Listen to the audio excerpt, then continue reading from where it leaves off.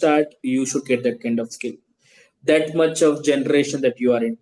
So unfortunately, which you are fallen, everybody's taking BTech, you also have to take BTech. Everybody has to getting pass out, everybody has getting marks, you also have to get marks. But you are actually not clear why this is essential in your life, what skills you need for your life. One thing you have to understand very clearly, I am when I'm doing BTech in mechanical engineering, I have done internship in Mahindra company. When I'm doing a Mahindra company, I realize myself this mechanical job I cannot do. This is not my cup of tea. Let me work only on what I know. I look for management skills. I want something in management. Then I start working only in the startups, only in the management roles. But this should have done in BTech first year itself, when I should know BTech is not my anyways required. I should have joined something else. But currently, all of you in the fourth year, and very unfortunate timings that you are there. Why I'm telling, because I'm a 10th class topper. Till my 10th class I've studied so hard, and intermediate I got 976 out of 1000, and I got 1300 rank across India. But also I went to IIT Hyderabad. But do you know one question everybody asks when I go back to home and talk to my relatives or friends? They ask, what is your salary? That means nobody wants your 10 years of hard work for 10th class. Nobody wants your 2 years of hard work of intermediate, nor your MSET rank. What they want is what job you're doing. That is the generation that you're standing. And since AI came, everybody is equal nowadays. If you know how to use AI tools, then only you'll become smart, or else you'll become in the background of the story. So why I'm telling this story before I start is black books with understanding about the market, black books with understanding about what's happening in the current hiring patterns. We designed our internship program in a such a way that everybody should get some kind of live classes, some kind of foundation by industry experts, so that when industry experts talks, you'll understand that knowledge. It is not that in the next 40 hours of live class or next 200 hours of internship program will make you expert. Nobody can make you expert in the next 240 hours or whatever, because you have learned 4 years in BTech. 4 years లో నేర్చుకుంది మీరు 2 months లో నేర్చుకుంటారంటే మాత్రం నమ్మండి.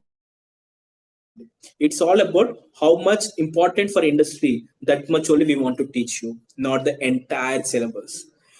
First thing I want to ask you is, you must have studied so hard till now, but one thing you have to remember is you have to become smart. What you have to talk in interview process. Simple funda is everybody wants job, and for job you need to talk in interviews. And in interviews they'll ask one important question: what is your internship is all about? What project you have done during your BTech? So these are typical questions every recruiter will ask you in terms of your job process. So as a black box, what we are trying to do here is, apart from the internship domain selection that all of you have took, might be VLSI related, embedded system related, but we also want to give employability platform for everyone to prepare and practice till your placement is happening, till you get a job. Our platform will be with you in terms of supporting your employability enhancement. So to all the students, I wanted to understand only one question before we start about Blackbucks, and I'll hand over to our instructor for the today, who is a very senior professional who are in the doing been guiding so many thousands of students across places, and she is one of the industry expert also too. So before I give it to her, madam, so I will talk about what is Blackbucks and what employability platform we are giving to students as part of internship program. So, but let me ask you one question. You must have joined internship program because your college have suggested, and we speak to your college, and they also ask us so many activities of doing extra services to the student. But what you wanted to achieve, what you wanted to do, what is your expectation from this internship, what you want to learn from this internship program? Can you please type in the chat section, what is your expectation, by joining this internship program, which is being mandatory by your university so or college. So why do you wanted to, what do you wanted to learn or get outcome after the next 3 months? So can you please type in the chat section what is your expectations from this internship?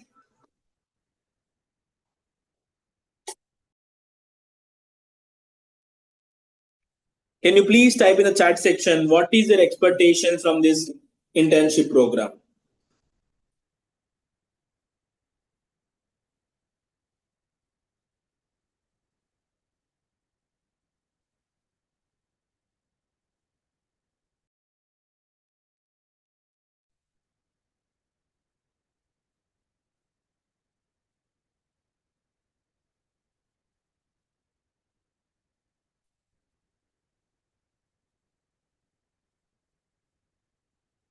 Come on, guys, if you don't type, trust me, this internship is not for Blackbucks.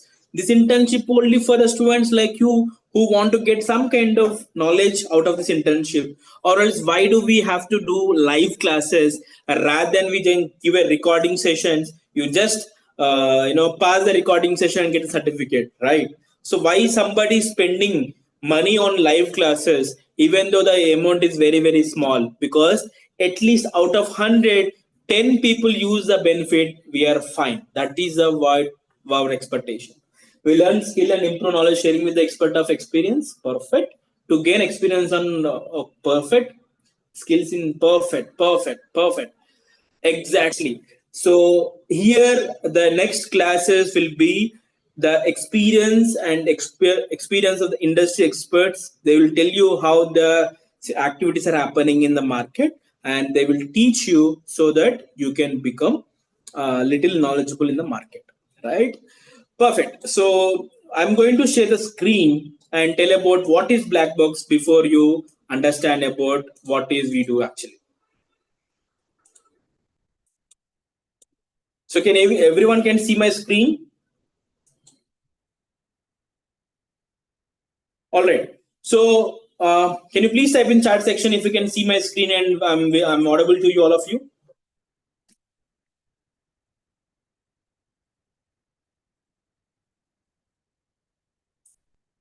So Blackbuck is being started in 2013 with a vision to have equal opportunity to every student, no matter which college you're from, where you come from. Everyone, Blackbuck has been providing a equal opportunity to everyone. That is the kind of expectation Blackbuck started in 2013 by Miss Anuradha Tota, who is the founder and CEO of Blackbucks Group. And till now, Blackbuck is supporting students like you and 6 lakh students across India. And we are the one who is working with governments of Telangana, government of Andhra Pradesh, Tamil Nadu, and Computer Society of India, and AP, APITA, and also providing a lot of awards, provide with a lot of awards in capacity building programs. And as a Blackbucks group, we've been giving services to more than 6 lakh students and around 220 plus colleges across these many states.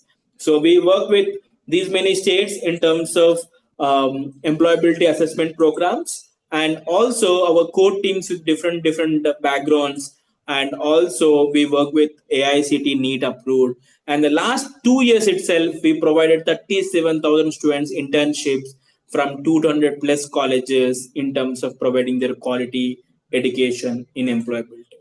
So what we do as part of this internship program, every student must have selected their domain. Every student must have selected their which domain that you want to take. In the particular domain, every college student of here, in whatever the domain that you selected, every student will be getting the live classes on the similar domain. So there will be a 40 hours of live class by industry experts, and there will be also a 20 hours of prerequisite course will be given as part of this program, because we believe every student is different, every student have a different learning experience. So every student will be having a LMS with prerequisite course, with live training, and also daily quizzes. There will be assignments. There will be a project work also as part of this internship program. And every time it is route to employability and mock test, there will be also a number of hours out of this 240 hours. But why we are trying to give employability, because every internship that you want to take is more related to employability preferences. So this internship is covering all related to knowledge, employability knowledge, and employability mock test knowledge in the market. And every student will not get certificate just like that. The reason being is internship is not for the sake of internship. You have to understand one important element. As I told you, nobody wants your 10th class marks or BTech marks in the interview process. Everybody will ask you what is the internship that you have done, what is the kind of project that you have done. So this program will have percentage of marks in your assessment, in your performance in video live classes, performance in assessment, project work, and certificate also will be provided as part of excellent, as part of good, or satisfied based on the percentage that you get in grand test or daily test or live sessions, so that you also will become serious and come to the classes regularly. Because the live, again I'm saying, the live classes being conducted with a vision that every student will have a knowledge about what's happening in the market.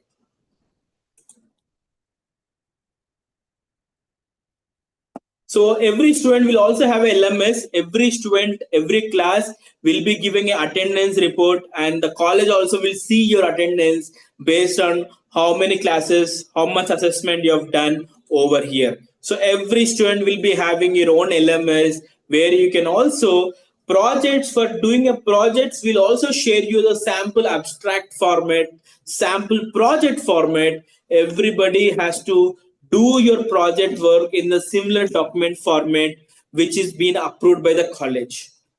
And also every student will be having your own LMS dashboard to tell you how many classes has been conducted so far, how many tests has been conducted so far, and how many projects and assignment conducted so far. Everything will be documented and given a proper LMS to have your entire recording sessions, entire activities on this platform. Also, there are so much of industry experts will be teaching you as part of this internship program, with a vision that every student should have a knowledge about what's happening in industry in your domain that you have chosen, the internship domain. So with this note, Blackbucks from last 12 years in the market, we've been working with more than 6 lakh students, helping out to make you in terms of how you can prepare yourself for employability, and also what is your internship rules and regulation. Everybody has to understand that every student will be getting kind of live classes which is important for your employability journey. Also, most importantly, what we want to cover is today there will be a platform will be given to each and every student as part of this internship program, and you have to log in only through your email address which is being registered in the platform. Every student will be having a platform access called tab, which is called employability preparation platform, an employability preparation platform. So every student will having a employability score. Every month we'll be conducting employability score, and employability band is what kind of package you're going to get in the future, and what is your state rank, what is your college rank. Everything you can see based on the employability score conducted by Blackbucks group. And also we'll tell you what is your aptitude score, what is your English score, what is your coding score based on the employability. And also you can see your progress card, how are you are improving every month over month based on the employability test that we are conducting on these batches. So there'll be some kind of activities. Since everybody knows that everybody's strong areas are different, everybody weak areas is different, every student will have a different strong areas, different weak areas, and our system will give a lesson planner. You can see my learning space. Everybody will get a learning space based on the weak areas the student is doing based on the employability test. So once you assess yourself, and every course, as I told, every course that you have enrolled, you will be having complete details about what is your syllabus, what is your kind of courses, what is your kind of assessments. Every time that you can see overview, assessments, courses, everything you can see on the platform with videos, materials, assessment, and everything. So once you understand, there'll be also employability track. So what we do is every day we post certain number of coding questions, and this problem of the day is something like which is frequently asked, and also very probability of asking the questions for the any kind of campus drive or future drives in your market. So every student will be having a problem of the day where you can just click on solve now and you can solve this question. The best part is every student will be getting the medal and also points and also streaks. Every student will be getting a streak based on the solution that you do on this platform and the coins you can get. Why this problem of the day is this is the problem which is being upcoming in the company, different specific practice papers or different kind of most likely to be asked in the different kind of campus drives. That is the reason these kind of questions will be picked every day and post in the coding track. And apart from that, there are so many previous year question papers of different companies. You can just click on the question, you can attempt the question, and these are the 3 lakhs to 44 lakhs package questions which is being asked in different companies. So in this way, you can also practice your coding track. You can also practice your aptitude track based on previous year question papers. You can also practice your verbal track based on different practice questions. So once you practice your different kind of coding questions, we also have a company specific practice papers. So there are so many practice papers given in the company specific practice papers. You just have to click on start now and you can attempt any kind of format which is been asked in the previous year question papers of different companies. And also the best part, you can get the result there and there itself based on how you attempt your coding question paper or different company specific practice paper with right answers, with the performance in each and every exam, which each and every stage, everything will be given on this exam right after your performance after practical particular company specific practice papers. Sir, why we want these many things? Because as a Blackbucks, we want to support some students who really practicing different kind of questions so that they can get a better job opportunities. And the more important thing we observed in the smart interview, everybody have a problem in terms of expressing yourself to recruiters. You might be technically good, you might be technically sound great, but when it comes to interview process, you have a difficulty in terms of attempting yourself. So we have a different coding questions which is being asked in the interviews. You can just start the camera and you can see the question and you can answer your question to the camera. So the moment you answer, and it is unlimited number of practice guys, you can just click on submit button. You can just click on submit button and you can see the report about how you spoke, what clarity you spoke, what structure you spoke, how confidence you spoke. Everything you can see on the screen based on the attempt that you make, and every student will give the separate strength, separate improvements, separate suggestion based on what you have done. So in this way you can become confident in terms of how you can talk in interview practice. And trust me guys, the only way that you can get interviews is by practicing. Only way is only to by practicing. It is not about good English, it is not about good grammar, it's all about how confidently you talk to the interview process. Apart from this, we also have a study abroad section where you can also prepare listening, speaking, reading, writing skills of previous year question papers of IELTS, then GRE preparation questions, so that you can also use yourself in terms of study abroad.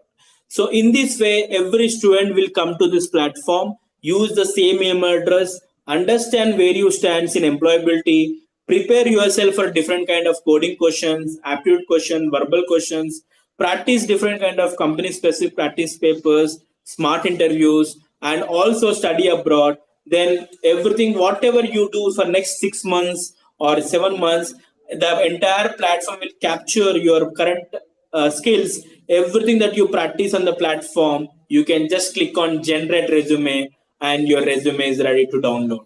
So like this, every time the resume is ready in whatever the format that you want, and also There's something called leaderboard, where your leaderboard is like you can showcase yourself in terms of what is your branch, what is your aptitude marks, what is your coding marks, English marks, everything you can see on the screen about what kind of performance you got across the 6 lakh users on the platform. You can see there are some IITians also. In this way, you can compare yourself where you stand so that you can better understand what is your employability chances in the current market of India. So in this way, Blackbuck is trying to support with the courses, with a learning management system, with assessment, assignment, and also employability platform, so that every student will practice perfectly for your job. And the last, we also post certain jobs you can apply for these jobs. So in this way, Blackbucks Taptop platform will help each and every student to get equal opportunity in the market, even you're from IITs or you're from NITs or tied to college or tied to college. We believe Blackbucks will believe that every student can get equal opportunity. Whether you will utilize the equal opportunity or not, whether you will become that is exactly the industry ready or not, it's your choice, it's your responsibility. But as a company, we want to give the best in the whatever the small amount that you paid as part of this internship program. We want to ensure every student will get a kind of knowledge and industry experience through this internship program. As discussed, this entire communication about exams, class links, performance, especially attendance and feedback, will be posted in the WhatsApp group, so that you can keep engaging yourself in the WhatsApp group for your betterment, for your kind of next opportunity. And we keep working towards your success to learn what are the best that we can teach for the next 3 to 4 months based on the employability chances. Understand one important thing: as a company, we can give you the opportunity. As a student, you also have to utilize, and our team will be reaching or giving you the instruction through WhatsApp group. If you feel any difficulties during this entire course of exams or assessments or any kind of class links, don't get panic. You are already a professional now, you already become a job ready now, you already become into a corporate world now. You just interact with the number given in the WhatsApp or email address given in the WhatsApp. You just need to interact, and you will get a solution within 24 hours. Don't just get panic, and just be alert and just be practice as much as possible, so that when you go for interview, you can utilize this platform for any kind of practice. So with this note, I will stop here, not take much time. Any queries, anything, you please feel free to address in the chat section. We are happy to address any kind of queries, or else our instructor, Miss Pavani Madam, will be taking the session next steps, and she will be explaining about the first orientation class about the topics, and we are good to go ahead with the topics that has been decided and as part of this internship program. So please feel if you have any questions or doubts, please ask in the chat section, or else our instructor madam can take it from here. So I'll wait for next 1 minute. Please ask any questions if you are clear, or else you can please type you're clear. That makes me clarity that you're clear as part of internship rules, regulations, communication in the WhatsApp, exams, percentage, employability preparation platform, and entire activity journey. So please type in the chat section you're clear. Please type in the chat section you're clear, so our instructor can start the class. Come on, guys, you need to interact. This is class is only for interaction, not for just for like that. Please type in the chat section you're clear, so that our instructor can start.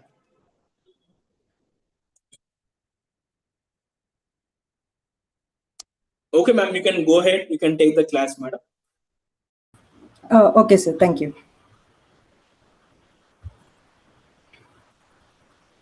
Good evening, everyone. So this is an orientation session for internships and core engineering careers. So yes, am I audible now? Can you just please reply? Yes, ma'am. Yes. Okay. So this is just an orientation session for internships and core engineering careers. So many students enter these internships without even understanding what engineers actually do daily and what skills are truly expected. So why programming matters and why programming fundamentals are always asked.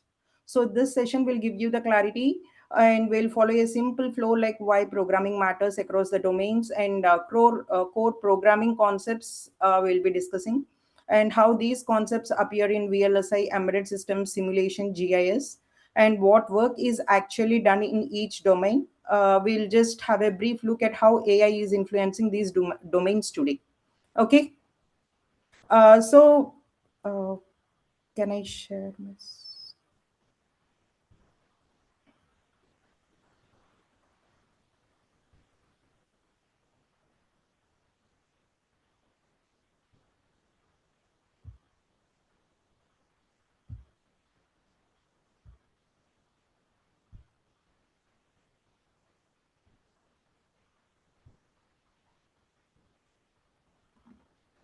So, is my slides visible? So, Yes, we'll ma'am, they are start with visible. the. Yes, is it visible? Yes, ma'am, they are visible. You can continue. Okay, thank you. So we'll start with the programming basics and your gateway to the VLSI embedded simulation and GIS careers. Okay, so why programming is the common language? Can anyone respond? Like why programming is the base? How many of you can feel confident to answer this? Why programming? What programming actually is? Okay, so before we understand why programming is common to all domains, we must first clearly understand what programming actually is, right? So, programming is nothing but it is the process of giving the precise logical instructions to a machine so that it performs a task correctly, repeatedly, and reliably, right? Programming is not just typing the code alone, right? So programming is not typing the code, and it is not it is just thinking in steps and converting that thinking into a form of machine that can be executed. Programming is structured problem solving written in a language that machines can understand, right? Engineering is about building your systems that behave predictably. To make a system behave correctly, we must first properly define the inputs, right? Only when you define an inputs, you can apply some logic and then produce the outputs and handle the errors, right? This process is nothing but your programming. The same process, this is how you do irrespective of the tool you use. So, for example, if you consider a temperature detection, like a universal logic, if you consider if temperature exceeds a limit, you need to reduce the power. So, for example, if you consider in VLSI, you will be using the Verilog programming, right? So, you will be writing the logic gates. And so, for temperature controller, so you need a logic gate plus a comparator, right? If it is an embedded, you will be writing a C code, and in simulation you will be having the mathematical condition, you will be writing some mathematical condition, and coming to GIS you will be having some threshold based rule on the map data. Same logic, but you will be having different representations. That is nothing but your programming, right? So why do you think programming knowledge transfers across domains? Can someone answer, or else maybe you can type in the chat. Why do you think programming knowledge transfers across the domains?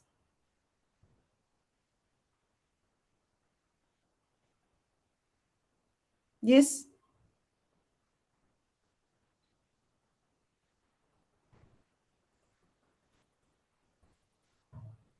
Uh, okay, let me answer. So, because the problem solving structure is the same, right? Irrespective of the tool, the structure is same even if the tools differ. So far, we have understood that programming is common across domains. Now, the natural question students obviously ask: what real jobs does this actually lead to? Right? These are real active job in industry today, not theoretical titles alone. And let us start with the VLSI design engineer role. Okay, the power of programming in engineering. So if we consider these domains, VLSI, embedded simulation, and GIS applications, starting with the VLSI design engineer role, it works on what goes inside a semiconductor chip, right? Every smartphone, laptop, car, and even washing machine has chips designed by VLSI engineers. Their primary responsibility is designing digital logic using hardware description languages like Verilog or VHDL, right? You might be experienced with your Verilog or VHDL programming, writing all the basic codes and developing the RTL code using Verilog or VHDL. What does RTL mean? It would be good if you are responding. Yes, what does RTL mean? Full form of RTL? Register transfer level, right? Am I audible? I'm not sure. I don't get any response. Ma'am, you're audible and it's so clear, ma'am. Okay. So the engineers describe how data moves and how logic behaves, right? Not software instructions alone. This code eventually becomes the real hardware etched on the silicon base. So, coming to chip architecture design, this means deciding what blocks exist, how they connect, and how data flows between them. Think of this designing like designing the floor plan of a building before the construction, and you'll be having timing analysis and verification later, right? In hardware, when a signal arrives, is as important as what it carries also. Verification engineers ensure signals arrive on time, no race conditions occurs, the design works under all conditions, right? And later you will be doing the physical design implementation, where the logic design is converted into your physical layout, actual transistors and wires. Mistakes here are extremely expensive. As interns or even in the companies, they do not design the entire chips themselves. They have separate for writing small RTL modules, simulating designs, debugging waveforms, and learning the timing basics. Okay. So, can you guess why is VLSI considered a high responsibility role? Once, if you cause any hardware mistakes that cannot be easily fixed after manufacturing. Once it is done, it's really expensive, and you can't remodify after it is manufactured. And coming to next, embedded systems. So embedded coming to embedded systems, the engineer writes software that runs inside the hardware products. So unlike laptops or PCs, embedded systems run continuously, have a limited memory, often control physical devices, and cannot afford the failures. So, writing the firmware in C or C++ is a firmware is a low-level software that directly interacts with the hardware. C and C++ are used because they give precise control, high performance, and predictable timing. So, and even you'll be having this microcontroller programming in the respect of embedded systems, right? So, microcontrollers or small computers on a chip, and engineers configure these registers, interrupts, timers, communication peripherals. If you remember I2C, SPI, UART, all these communication protocols, right? And you'll be having the sensor integration and communication. Mostly you might be hearing about the temperature sensor, pressure, motion, all the sensors. And you might be seeing nowadays this cleaning robo for houses, house appliances. So you'll be having many kinds of sensors enabled, like 4 to 5 sensors, I suppose. And when it reaches some steps, or it would be stopping. So depending on the uh, application there, you will be using those particular sensors, and the robot would be cleaning the house, and it would be going onto the doormats, or depending on the surfaces, it would be stopping or it would be moving. All these kinds of different sensors are being used. All those are nothing but your embedded systems. And next, coming to, you'll be having this RTOS, application development. RTOS is nothing but your real-time operating system, and it ensures the tasks run on time, critical functions get the priority, and systems remain stable. So, as interns, you'll be doing the C programming, interfacing sensors, debugging hardware software interaction, understanding the timing constraints. Can you guess why can't embedded systems use high level languages freely? Can anyone answer? It would be good to hear from you as well. Why do embedded systems use why can't they use high level languages? Because they need predictable timing, low memory usage, and close hardware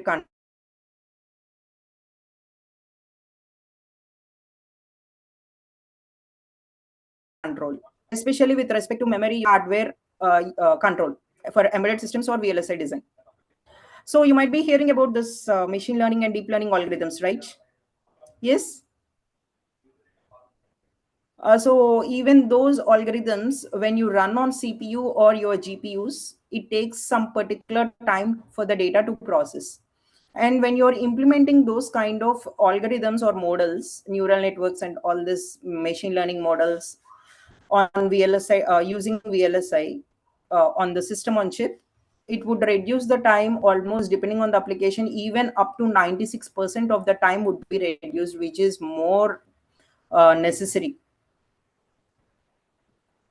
So next, coming to simulation modeling, programming, their job is to test the systems before they are built physically. So this role is extremely important in industries where physical testing is expensive and the failures is risky. So design changes are frequent in simulation modeling. So mostly you'll be using the MATLAB or Simulink. MATLAB is used for your algorithm development and Simulink is used for block-based system modeling, right?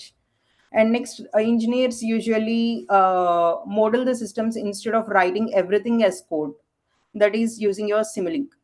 So algorithm development and validation for these kind of things, they design algorithms for control systems, signal processing, optimization. Validation ensures your algorithms behave correctly under all the scenarios.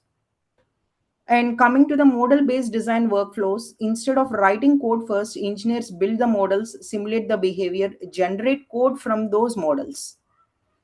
So for this, the interns usually will be building the simple models, run the simulators, analyze the plots, understand the system dynamics.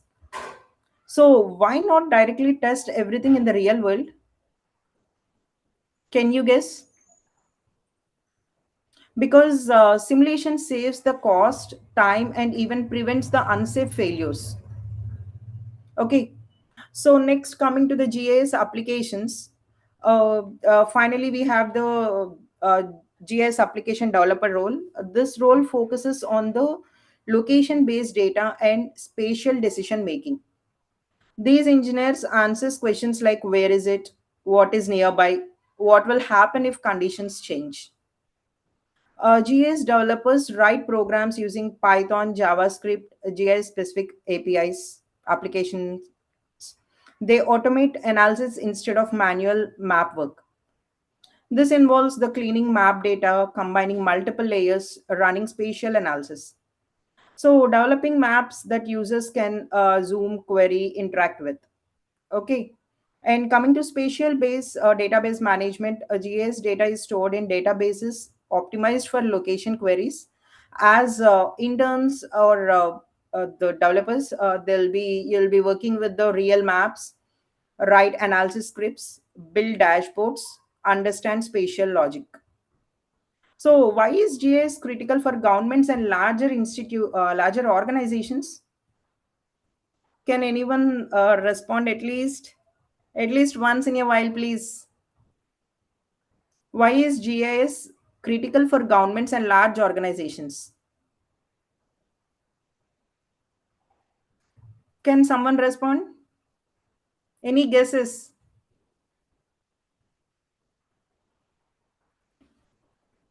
Yes? No one wants to respond.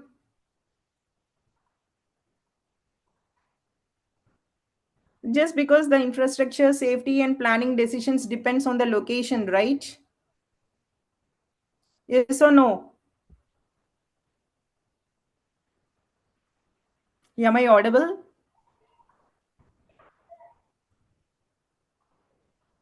Hello.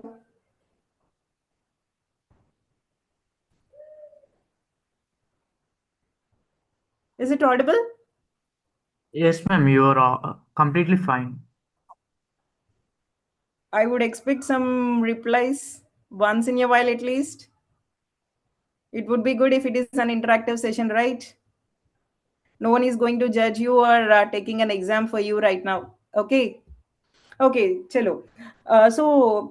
For this, what you can notice is these jobs roles look very different, but they all require the programming fundamentals, logical thinking, or debugging ability, understanding of systems. And when you are taking an internship, your choice should be based on which problems interests you, which systems you enjoy understanding, and which domain you can see yourself working in daily. Okay.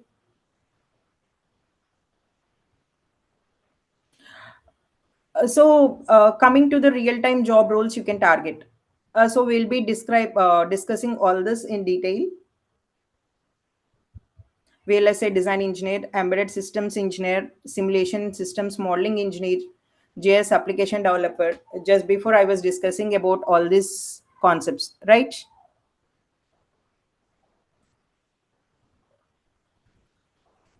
And what are the core programming concepts for all these four domains? Can you guess? You might be doing your C programming, Verilog programming, or VHDL, Python, all this, right? So the basic programming concepts you use: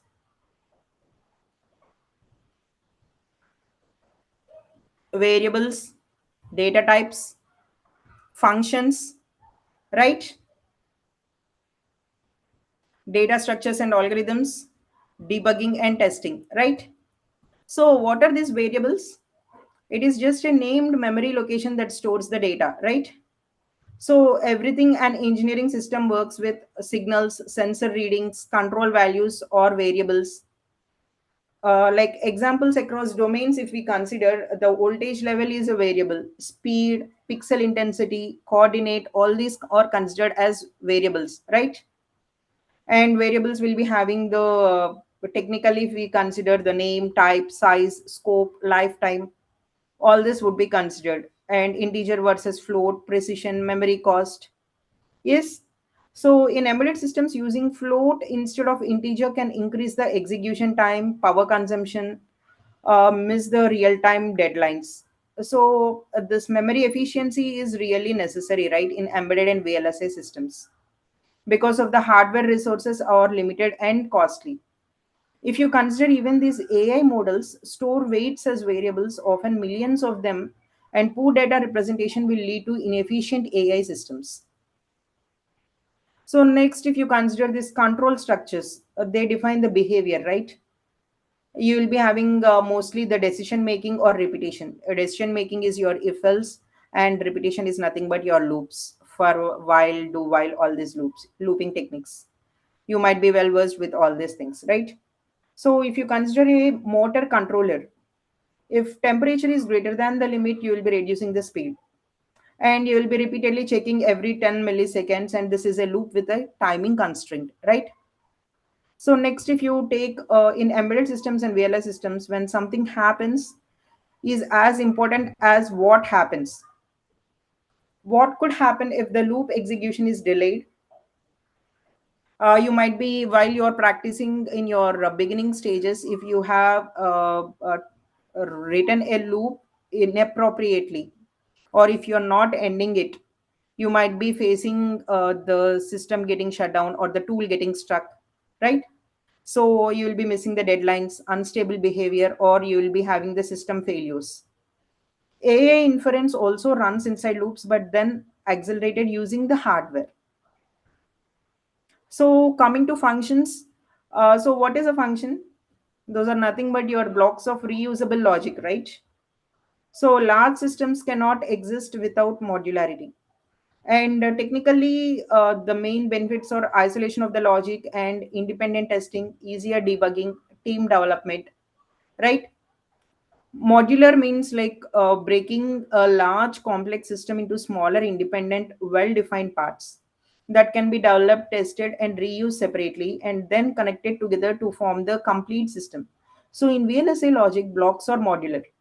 And when it comes to embedded firmware, is modular. And if it comes to simulation, its models are modular, and for GIS analysis, scripts are modular. And next, coming to this debugging and testing. So, what is debugging and testing? Actually, most of our time would be spent not writing but debugging, right? It requires logical thinking, understanding the assumptions, system level view, and AI does not remove debugging, right? AI makes debugging harder if fundamentals are weak. If you're not able to give the inputs or the data properly, and if you're not thorough in your fundamentals, even this debugging can't be done using your AI properly. So, why is the testing critical before the deployment?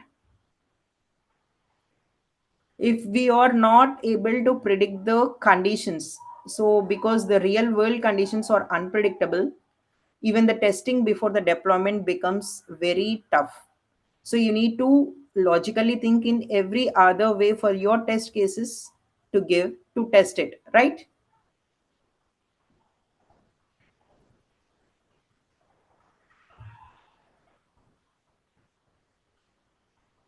And what are the languages and tools you encounter?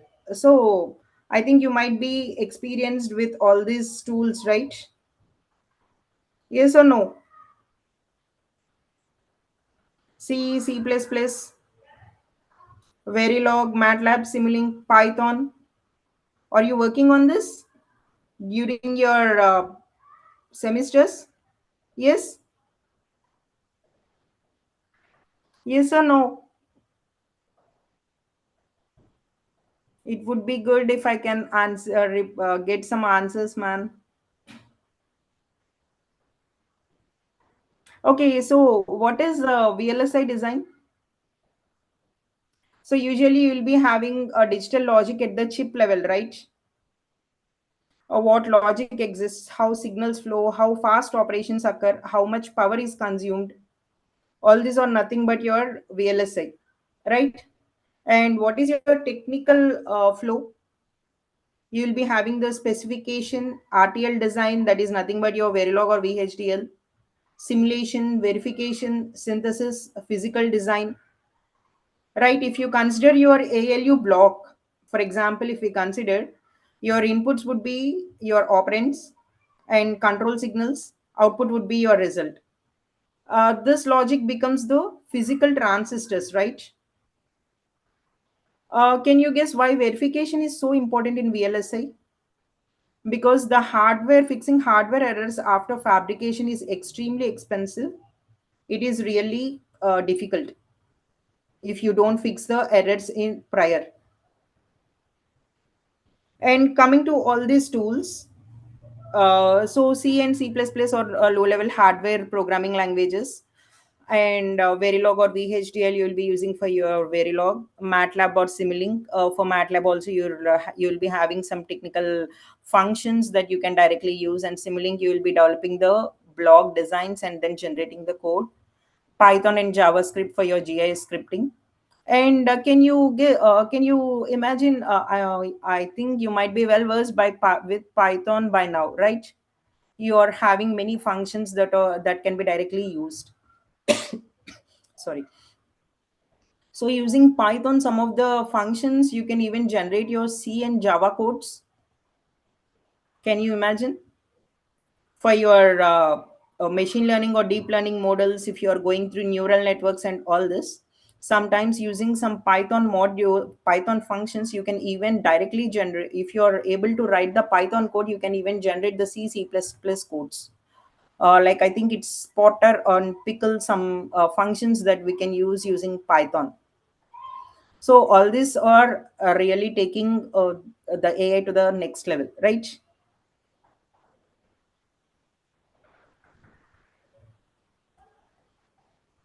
So how programming skills translate to real-time projects?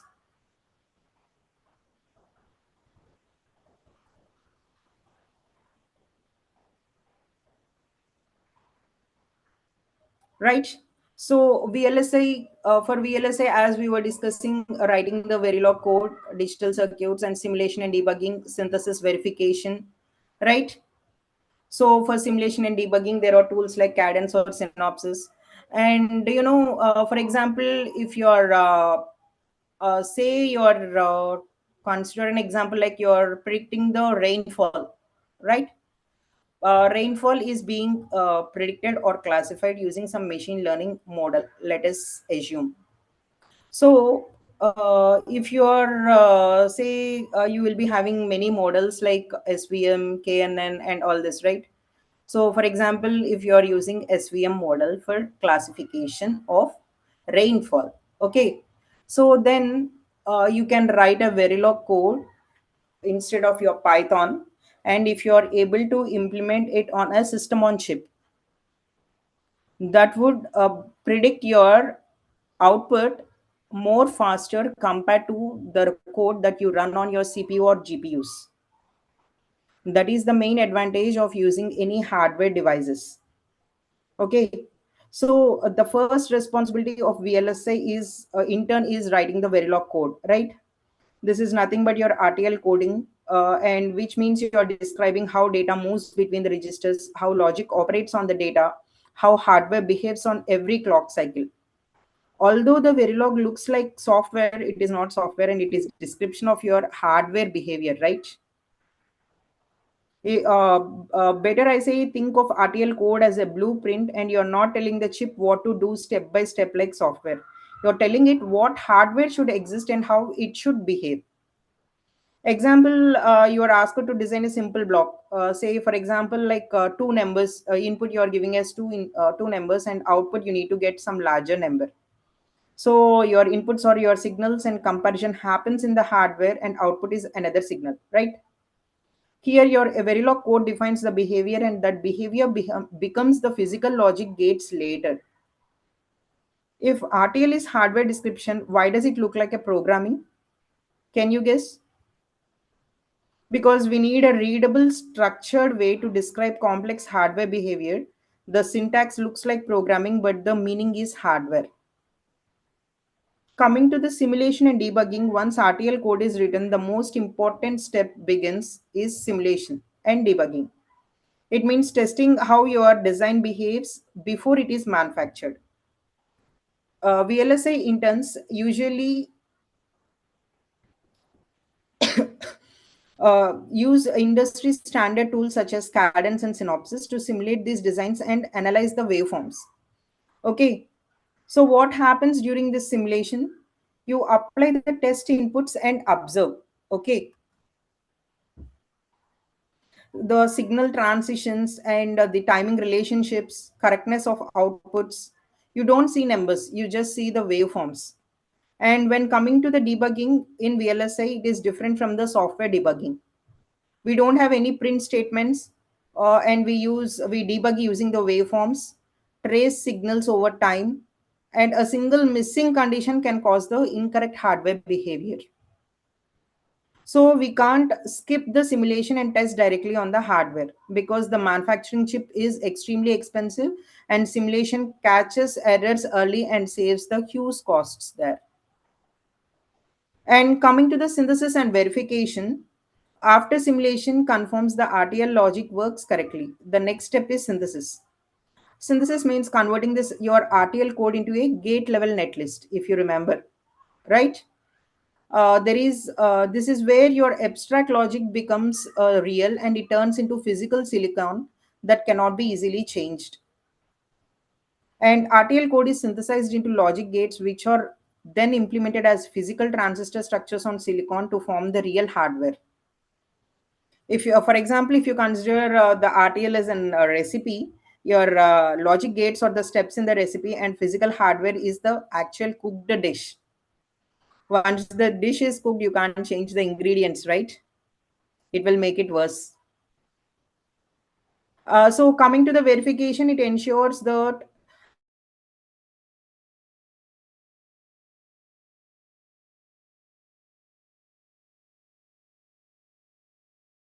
the synthesis design behaves exactly like the RTL format, and this involves the extensive test is critical because in VLSI often takes more time. The verification takes more time than the design, because once hardware is fabricated, fixing errors is extremely difficult and costly.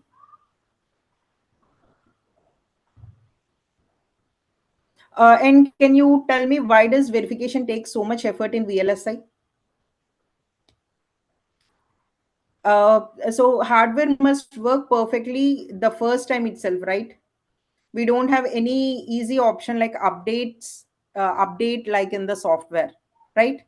We don't get the option of update when we are working with the hardware tools.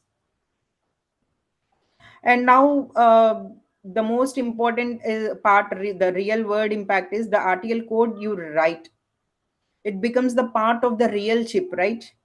And it influences the performance and power, and it runs continuously for years.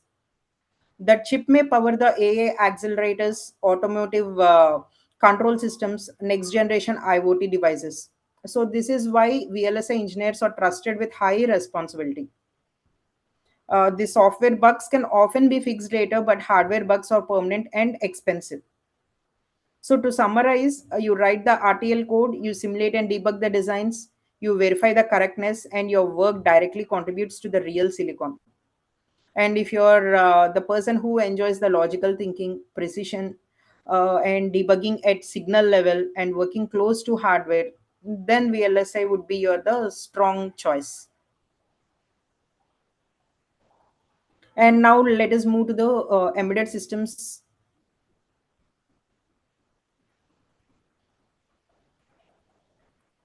So coming to the embedded systems, in these are mostly hands-on internships you can do, because you work with real hardware and real constraints, right? In this role, you are not writing applications for laptops or mobiles. You are writing software that directly controls hardware, and that software often runs continuously for years. Coming to the program controller, microcontrollers, the first and most important responsibility of an embedded system intern is for the programming the microcontrollers, right? You'll be writing the embedded C program for your ARM Cortex processors, and you will be controlling the peripherals and managing the system resources.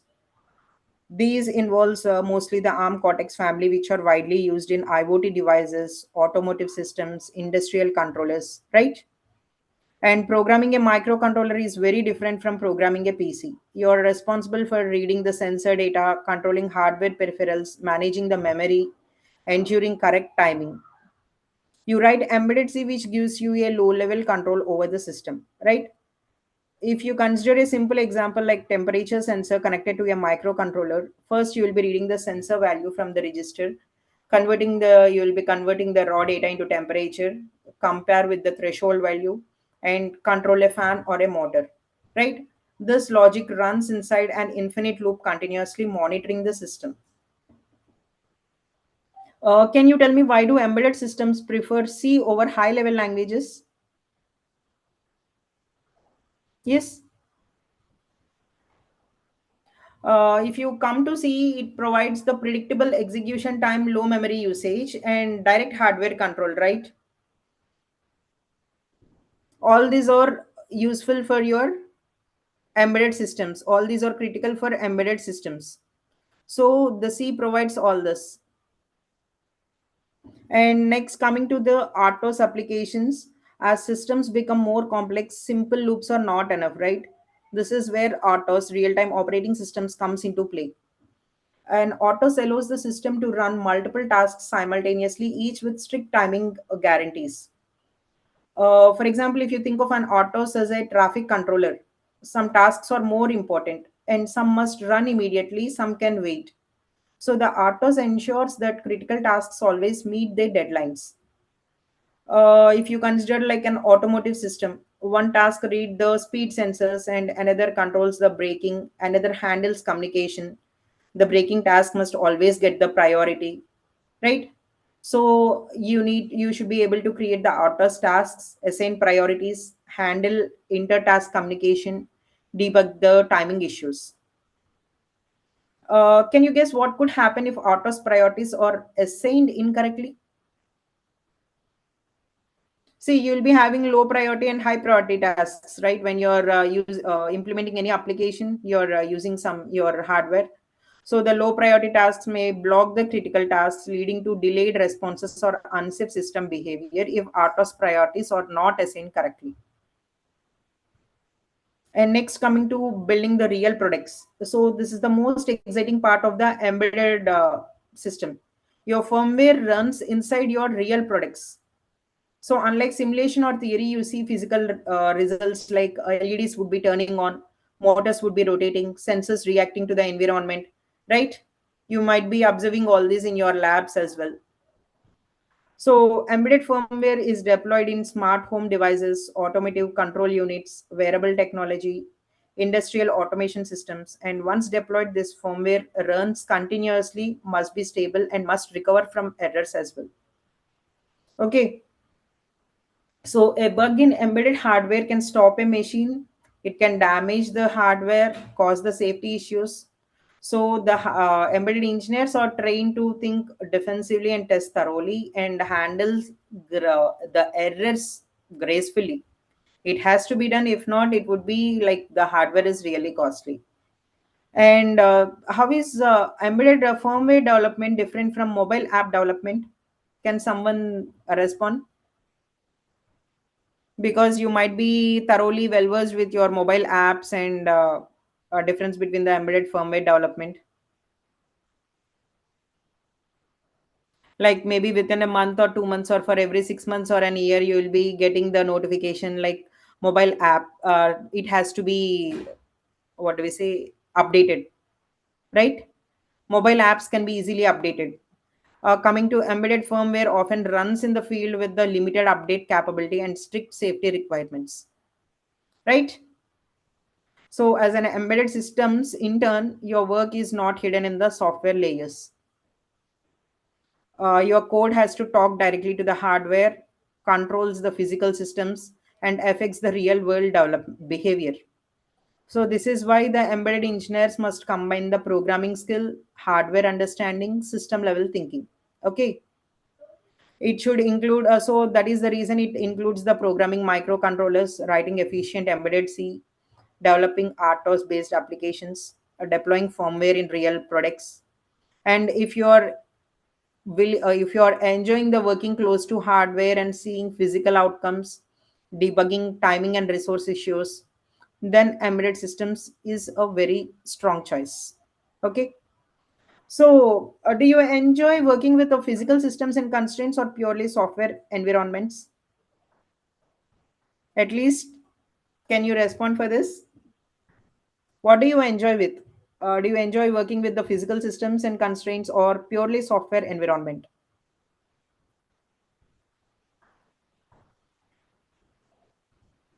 So, simulation systems modeling is nothing but your more of your software, right?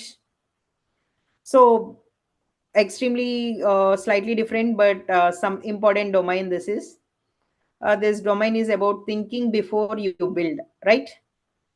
Simulation engineers help organizations answer one critical question: what will happen if we build this system before spending money, time, or risking safety?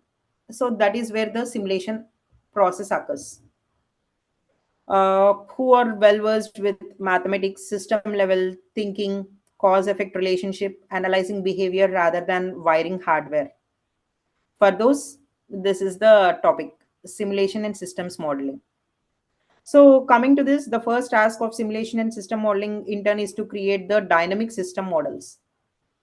It has to it changes over the time, responds to the inputs, produces outputs based on internal states, right? Basically, you will be building these using MATLAB or Simulink, right? So instead of writing long code, Simulink allows you to represent systems as blocks, correct blocks to show signal flow, visualize system behavior, and each block may represent your physical component, a mathematical equation, a control algorithm, or a signal processing step, right? So if you consider a vehicle cruise control system, you'll be having your input as desired speed, and your sensors will be requiring your current speed, and controller will be calculating the acceleration, and output will be your control, right? So your model, this entire behavior, you will be using your blocks and not your hardware, right? So why do we model systems instead of directly writing control code?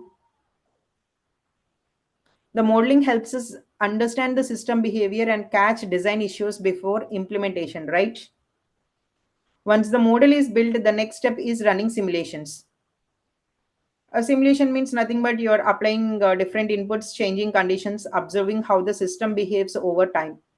This allows the engineers to predict behavior without physical testing, right?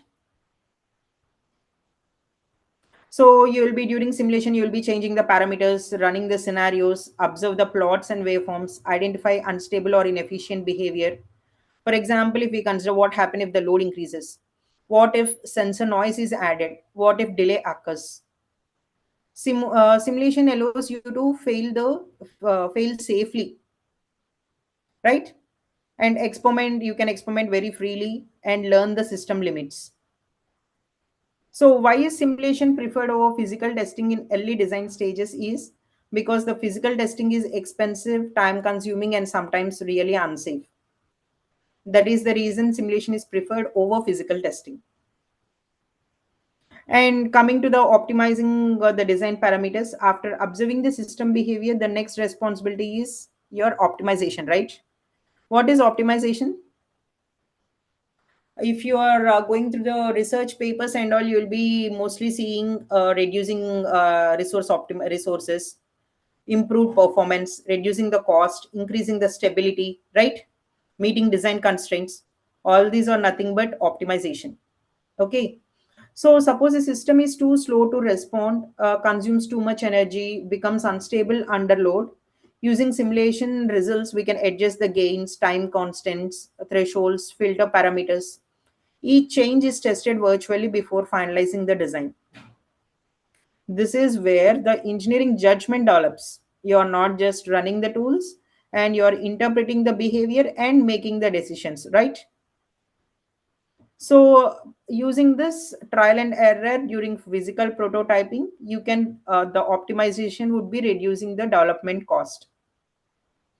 Coming to the industrial applications, you're having your aerospace flight control systems, right? Before a plane ever leaves, flies, its control systems are simulated, extreme conditions are tested, failures are analyzed virtually, right? So robotics, motion planning, robo movement is simulated to avoid collisions, optimize paths, improve accuracy. Yes. And next, renewable energy optimization, wind turbines, solar systems are simulated. You'll be predicting the energy output, optimizing the placement, handle varying the environmental conditions. Yes. So why is simulation critical in safety critical industries? Because it allows the engineers to test the dangerous scenarios safely and repeatedly. Okay. So in the industry, simulation engineers are trusted because their predictions influence the design decisions. Their models guide the investments and their analysis prevent the failures. A wrong simulation can lead to over designed systems or underperforming products, and you will be having a lot of safety risks. So, to summarize, you build the dynamic models, you run predictive simulations, you optimize system parameters, supporting the real engineering decisions. And as I said, if you're understanding how systems behave, analyzing graphs and responses, improving designs before they are built, then simulation system model is an excellent choice.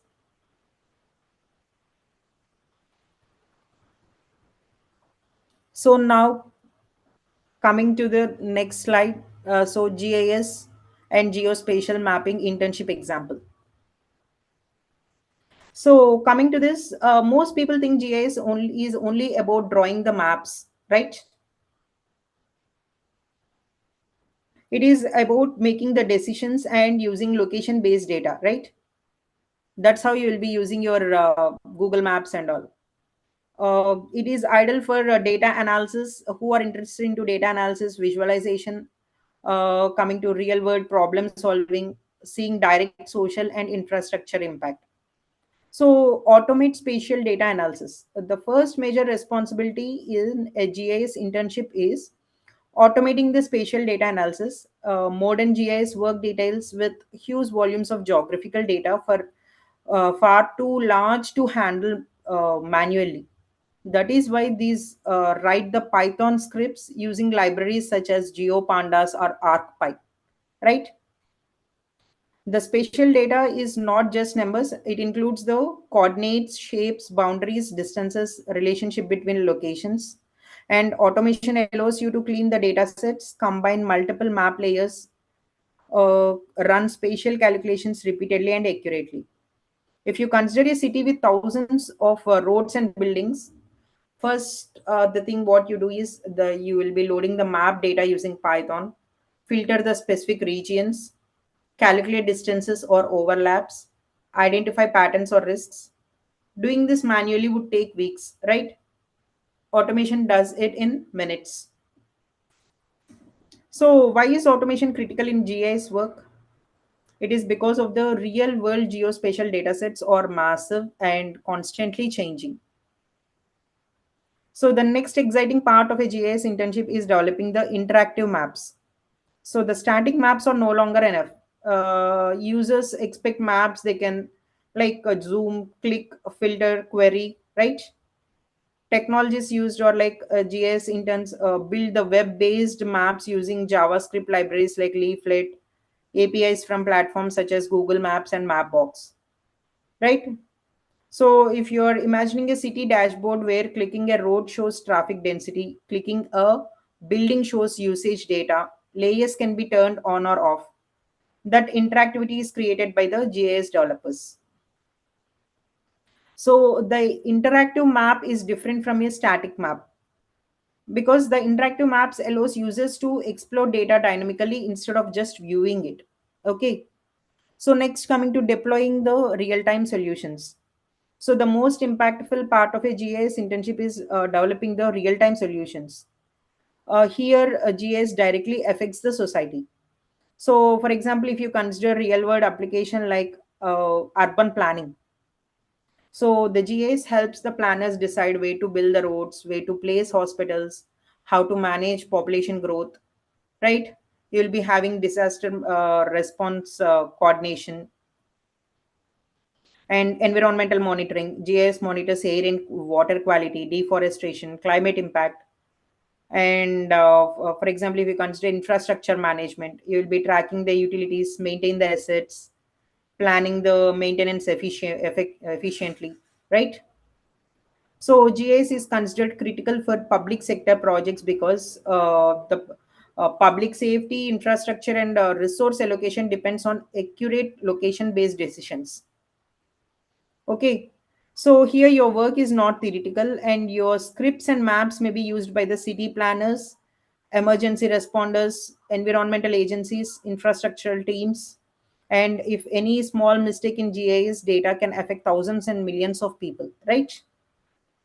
So, to summarize this GIS and geospatial mapping internship, you automate spatial data analysis using Python, you build interactive user friendly maps, you deploy solutions that impact real world decisions.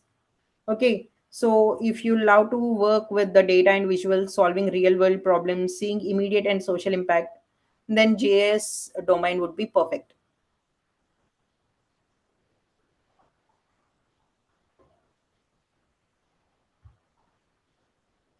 So now coming to the career benefits of programming and internships.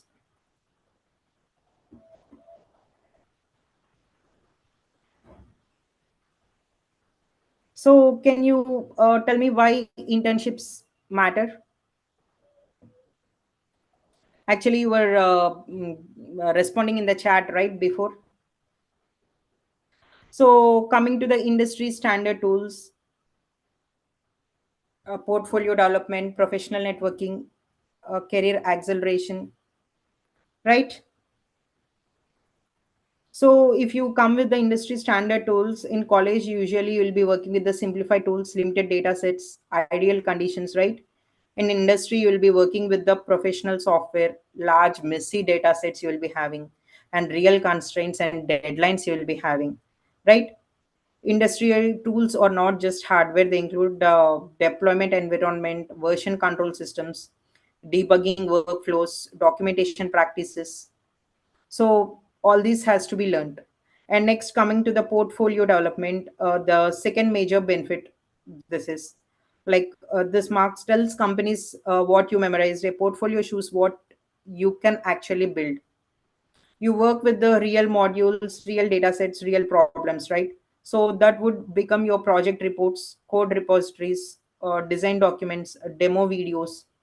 These kind of videos, this evidence would be more powerful than your certificates, right?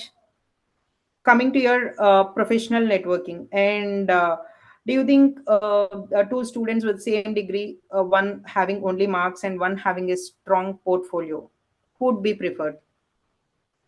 Definitely the one who is having the strong portfolio, who is having more exposure to the real time would be preferred, right? So projects that solve the real problems, show clear thinking, and demonstrate practical skills are not just copied assignments, okay? These kind of things.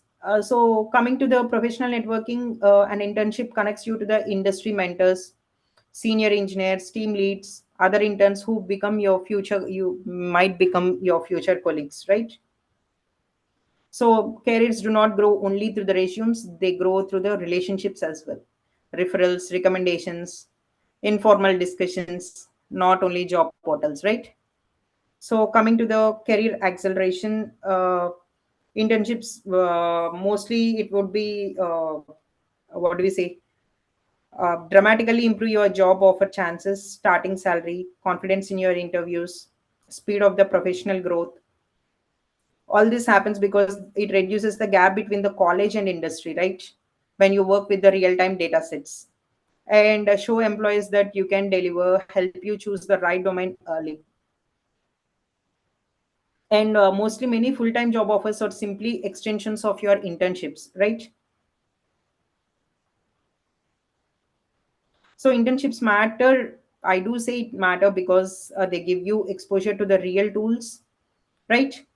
A strong professional portfolio and industry connections, faster career growth as well.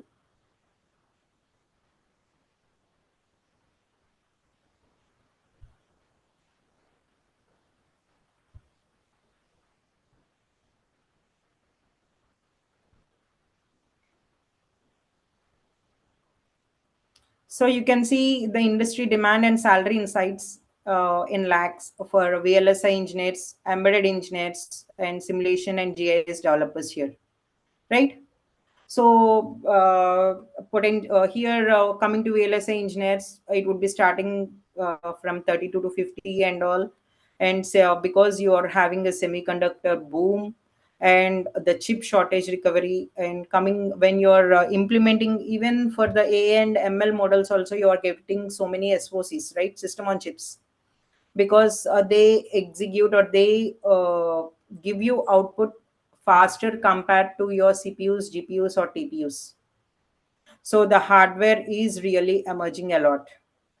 So VLSI and embedded and coming to simulation, GIS developers, all these are having a very good standard and very good exposures and very good, I say very good salaries, right?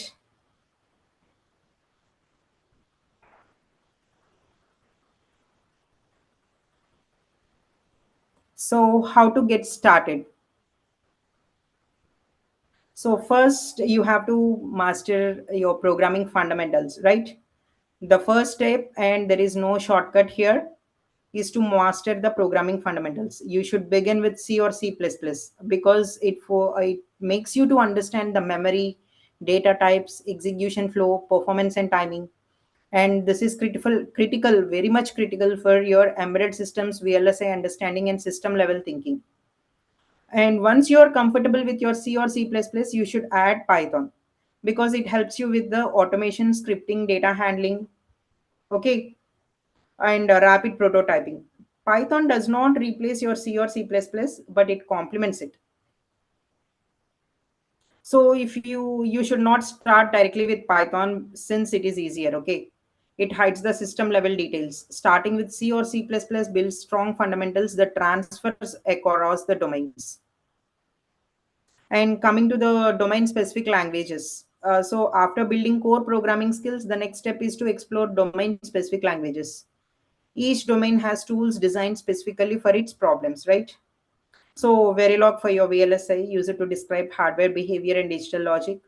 MATLAB for your simulation, used for your modeling, algorithm development, and system analysis. JavaScript used to build the interactive browser-based maps and dashboards. So you're not expected to master all of them. You only go deep into the language related to the domain you choose. Okay. Depth in one domain is far more valuable than shallow knowledge in many. That's the basic thing. And coming to the structured internship programs, so it is to join. This is the third step. Not all internships would be equal, right? The good internship program provides the live projects, clear learning outcomes, experienced mentorship, exposure to industry workflows. And next, a random or this structure matters because the random or poorly structured internships often results in unclear tasks and limited learning, right? You should be able to apply the theory, learn the professional practices, understand the expectations. And next, build your professional portfolio, right? It is your proof of work, what you have built, what you can explain, what you can demonstrate, right? You can include GitHub repositories, project documentation, a personal website, or a clear explanation of what you learned. Even small projects would be valuable if they are original, you understand them fully, and you can explain your design choices, right?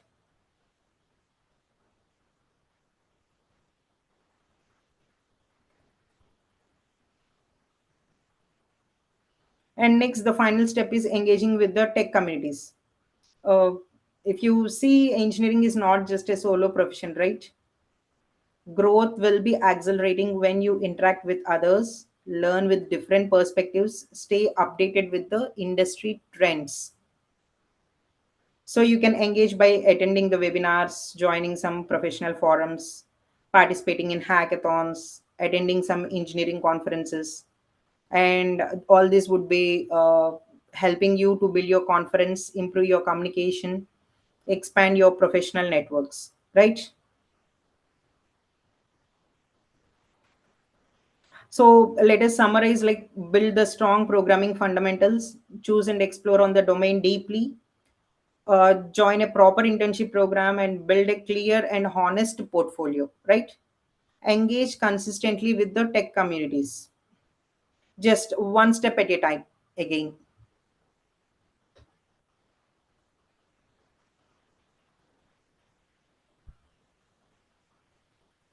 So next, from learning to leading in tech. So here I want you to take away in this, the programming is a universal foundation, right? If you master the programming basics, variables, logic, functions, debugging, you're not locking yourself into one career. You're unlocking the multiple paths. It will lead for your VLSI where you design your hardware logic, embedded systems where you control your real devices, simulation where you predict system behavior, GIS where you make decisions using spatial data. The domains may look different, but the foundation is the same, right? Next, coming to the practical experience, it is the classrooms give you theory, right? And when you bridge the gap between the classroom and your industry by knowing your concepts and applying them under constraints, they teach you how tools are actually used, how engineers think, uh, say how mistakes can be handled, and how systems are built as a team. All these are really necessary when you're going into an industry, right? So employers are not only looking for marks, they are looking for proof that you can work in the real environment. And next, future ready skills. This is nothing but it is the final message about being future ready. Technology will keep changing, right? Tools will change, trends will change. But if you're having the strong fundamentals, practical exposure, the ability to learn continuously, these will always stay relevant. This is how you become an engineer who shapes the technology, but not just using it. right? Just there is no need to know everything today, but you just need to start in the right direction. Consistency matters more than the speed. Yes. So I would like to conclude the session for this.